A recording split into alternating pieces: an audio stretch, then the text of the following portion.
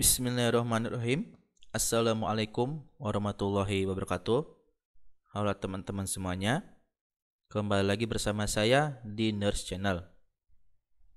Dalam kesempatan kali ini, insya Allah saya akan membahas tentang kisi-kisi soal P3K perawat dan proses materi tes P3K yang sudah saya baca di berbagai media online. Walaupun saya belum pernah ikut tes P3K, tapi karena tes P3K ini yang katanya akan segera diselenggarakan. Mari kita sama-sama belajar dari sekarang ya. Oke, jadi bagi teman-teman yang sudah pernah ikut tes P3K, mohon masukan dan koreksinya jika ada penulisan atau kata-kata saya yang kurang jelas ataupun yang salah. Silakan tulis di kolom komentar. Yuk langsung saja kita belajar bersama-sama tentang kisi-kisi soal P3K perawat di video kali ini. Ini adalah materi tes P3K tahun 2021, yaitu tes kompetensi ada 3 ya teman-teman. Jadi materinya adalah kompetensi teknis, kompetensi manajerial, dan kompetensi sosiokultural. Ya, semoga aja untuk tahun sekarang, tahun 2022 sama seperti ini ya, tidak ada perbedaan. Jadi untuk kompetensi teknis itu adalah pengetahuan, keterampilan dan sikap atau perilaku yang dapat diamati, diukur dan dikembangkan yang spesifik berkaitan dengan bidang teknis jabatan. Misalnya kita di perawat, ya tentunya tentang keperawatan gitu ya.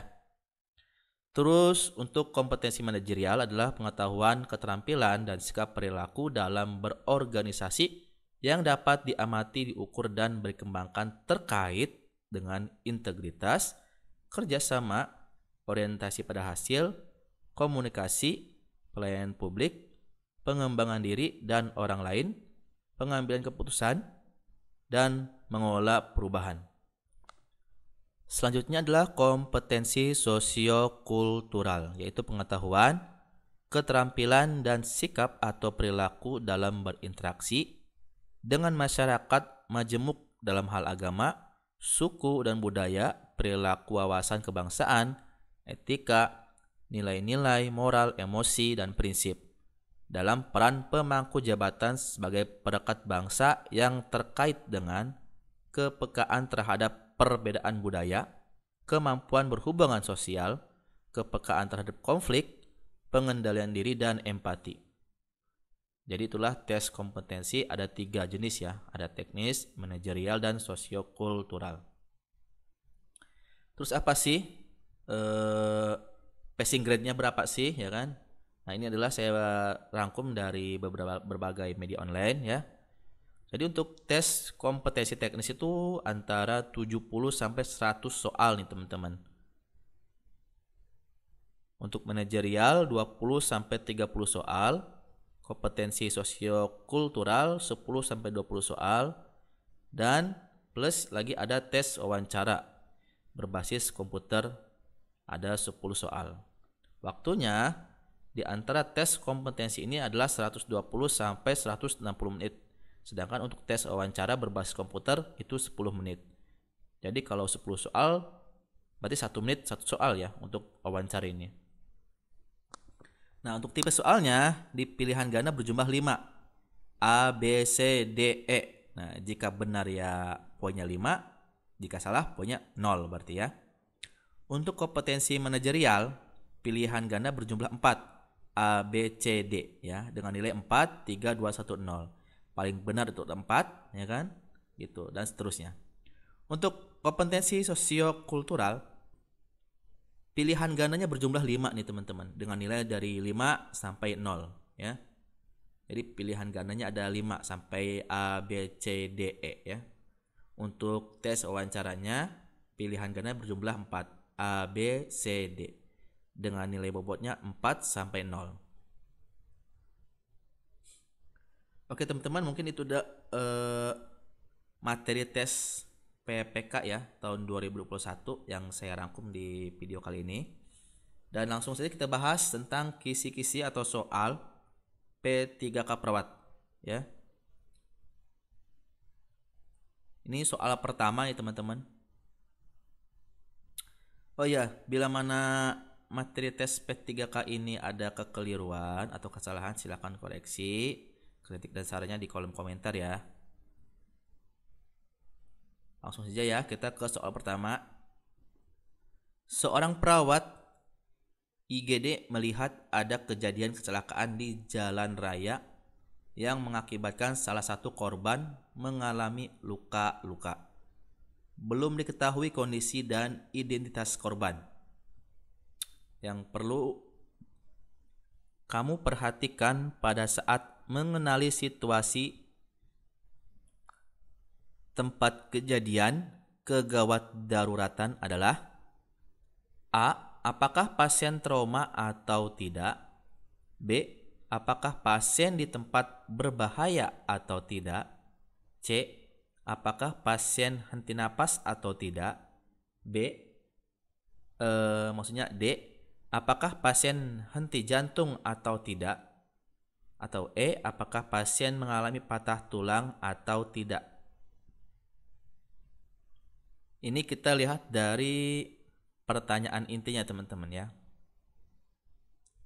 Jadi perawat IGD melihat kejadian kecelakaan. Ada korban luka-luka, tapi belum diketahui identitas kondisinya. Tapi pertanyaan yang intinya adalah yang perlu diperhatikan pada saat mengenali situasi tempat kejadian kegawat daruratan adalah, berarti yang ditanyakan adalah mengenali situasi tempat kejadian. Kalau poin A itu berarti bukan tempat ya. Kalau poin A itu adalah mengenali situasi kondisi si korban ya. Karena apakah pasien trauma atau tidak. Kita coret untuk poin A, salah ya. Untuk poin B, apakah pasien di tempat berbahaya atau tidak? Nah, ini ada kata pasien di tempat berbahaya atau tidak ya. Ini sudah menunjukkan nih mengenali situasi tempat nih teman-teman. Jadi ada datanya ya, situasi tempat. Kemungkinan B ya jawabannya ya. Untuk yang C, pasien henti napas atau tidak, ini juga kondisi korban. Pasien henti jantung atau tidak, itu juga kondisi korban. Mengalami patah tulang atau tidak, itu juga kondisi situasi korban. Jadi yang tepat pilihan atau jawaban dari soal pertama itu adalah A. B maksudnya. Karena di sini pertanyaan adalah mengenali situasi tempat kejadian, teman-teman. Jadi jawaban yang paling tepat adalah B. Oke, lanjut ya teman-teman. Untuk soal kedua, seorang laki-laki umur 35 tahun diantar ke IGD oleh warga. Menurut warga tersebut, korban mengalami kecelakaan lalu lintas di daerah pertigaan dekat rumah sakit. Perawat IGD langsung memeriksa pasien. Terdapat bekas darah di mulut dan hidung klien. Terdapat suara ronhi saat bernapas. Terdapat vital sign. Tanda-tanda vital itu tensinya 90/60. Nadi 110 kali per menit. Respirasi 30 kali per menit. Pertanyaannya adalah, apakah masalah keperawatan yang utama pada klien tersebut? A. Kekurangan volume cairan. B. Resiko kekurangan volume cairan. C. Bersihan jalan napas tidak efektif. D. Pola napas tidak efektif. Atau E. Resiko tinggi infeksi. Oke, kita lihat datanya lagi teman-teman ya. Untuk laki-laki umur 35 tahun, kecelakaan dan dibawa langsung ke IGD. Di sini didapatkan adalah terdapat bekas darah di mulut dan hidung klien, itu adalah data. Suara ronhi juga data ya. Terdapat vital sign. Tanda-tanda vital, tensi nadi, respirasi juga datanya teman-teman. Jadi Untuk kekurangan volume cairan, apakah di soal ini ada menyebutkan tidak? Tidak ada. Oke, untuk A kita eliminasi ya. Yang B, resiko kekurangan volume cairan juga tidak didapatkan datanya. Bersihan jalan napas tidak efektif. Apakah ada? Ya, salah satunya ada, yaitu di pertama ini, bekas darah di mulut dan hidung klien. Terdengar suara ronhi. Itu juga berhubungan dengan napas ya. Bersihan jalan napas ya. Pola napas tidak efektif juga sama, ada datanya. Kalau untuk resiko tinggi infeksi tidak ada datanya teman-teman ya. Jadi antara C dan D. Oke, kita fokuskan ke bahasan C dan D ini ya. Di sini kalau pola napas tidak efektif, benar ada ronhi ya teman-teman ya. Volume respirasinya juga 30 kali per menit betul. Tetapi kenapa dia ada ronhi dan kenapa dia respirasinya 30 kali per menit? Ternyata untuk data pertama adalah ada bekas darah di mulut dan hidung nih teman-teman. Jadi kenapa dia bisa ronhi dan kenapa dia bisa respirasi 30 kali menit? Ada cairan di daerah mulut atau cairan di mulut ya dan hidung klien yang menyumbat. Akhirnya dia terdengar suara ronhi. Nah, berarti apakah masalah keperawatan yang utama? Ini jawabannya adalah C. Bersihan jalan napas tidak efektif dikarenakan terdapat darah atau cairan di mulut dan hidung klien. Jawabannya C ya. Setelah itu baru pola napas tidak efektif. Ya, yang tepatnya adalah jawabannya C. Oke, kita lanjut ke soal nomor 3, yaitu seorang perempuan umur 45 tahun datang ke IGD dengan keluhan batuk-batuk berdahak sudah 4 minggu. Disertai sesak napas, hasil pemeriksaan tanda-tanda vital, tensinya 120/80, nadi 90 kali per menit, suhu 37,8, pernapasan 30 kali per menit, dan pertanyaannya adalah, apakah tindakan mandiri perawat yang tepat? Poin A, berikan oksigen 2 liter kali per menit kali ya. Ini oksigen 2 liter per menit. Dan B, ajarkan klien batuk efektif. C, kolaborasi dalam pemberian obat. D, lakukan perekaman EKG. Atau E, berikan terapi nebulizer. Di sini data-datanya sudah lengkap ya. Ada batuk berdahak 4 minggu. Tanda-tanda vital juga sudah lengkap. Tapi pertanyaannya adalah tindakan mandiri perawat. Kalau oksigen itu sudah kolaborasi ya dengan dokter. Obat, EKG dan nebulizer juga sudah berkolaborasi. Yang paling tepat adalah B ya. Ajarkan pasien atau klien batuk efektif. Jadi jawaban yang paling tepat adalah untuk tindakan mandi perawat yang tepat pada soal ini adalah B ya. Ajarkan klien batuk efektif. Oke, kita lanjut ke soal nomor 4. Tuan M usia 40 tahun datang diantar oleh keluarganya dengan penurunan kesadaran. Riwayat pasien itu terjebak dalam ruangan tertutup. Terlihat ada sputum yang bercampur dengan arang.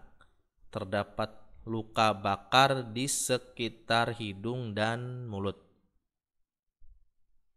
Tensimeternya itu 130/90. Nadinya 100 kali per menit. Dan napas 30 kali per menit. Dari kasus ini curiga Tuan M mengalami A, luka bakar grade 3, B, luka bakar kimia, C, luka bakar listrik, D, cedera inhalasi, atau E, sumbatan jalan napas. Kita bahas ya. Di sini ada pasien yang terjebak di dalam ruangan tertutup. Datanya adalah sputum bercampur arang, terdapat luka bakar di sekitar hidung dan mulut, tensinya 130/90, nadinya 100 kali per menit masih normal, tensinya juga masih dikatakan normal, napasnya agak tinggi 30 kali per menit. Untuk poin A, jawaban luka bakar itu tidak ada datanya. Di sini luka bakar kimia, tetapi di sini tidak ada data dari bahan-bahan kimia. Dan juga untuk C, tidak ada data bahwa mengatakan si Tuan M ini terbakar arus listrik.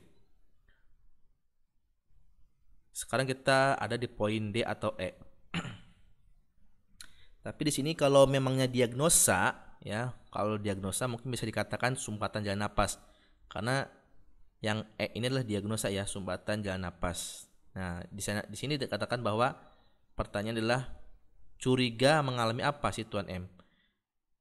Ya, benar. Jadi jawaban yang paling tepat adalah D ya, cedera inhalasi. Karena di sini ada terdapat luka bakar di sekitar hidung dan mulut. Itu data utamanya, teman-teman. Jawaban adalah D. Oke, teman-teman, mungkin segitu saja video kali ini tentang pembahasan kisi-kisi soal P3K perawat. Semoga video ini bermanfaat untuk kita semua. Sekali lagi jika ada salah-salah kata mohon dimaafkan, dan jangan lupa like video ini jika kalian suka, dan berikan komentar jika ada yang mau dibahas atau saran dan kritiknya. Subscribe channel ini agar saya bisa lebih bersemangat untuk memberikan info-info tentang kesehatan, informasi tentang keperawatan, dan soal-soal tentang P3K perawat yang lainnya. Terima kasih. Assalamualaikum warahmatullahi wabarakatuh.